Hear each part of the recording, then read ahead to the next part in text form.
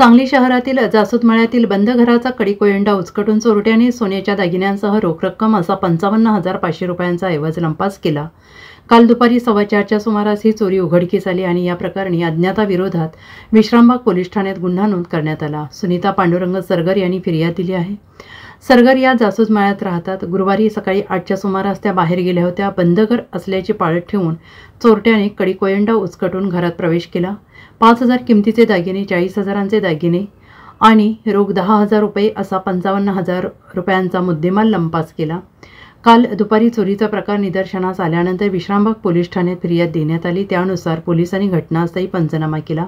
अज्ञात चोरट्यांविरोधात गुन्हा नोंद केला। परिसरातील CCTV फुटेज तपासणी केली जात आहे। सराईत चोरट्यांनी ही चोरी केली असावी असा प्राथमिक अंदाज वर्तवण्यात आला। पोलीस अधिक तपास करत आहेत। Bureau report, SBN Marathi, Sangli.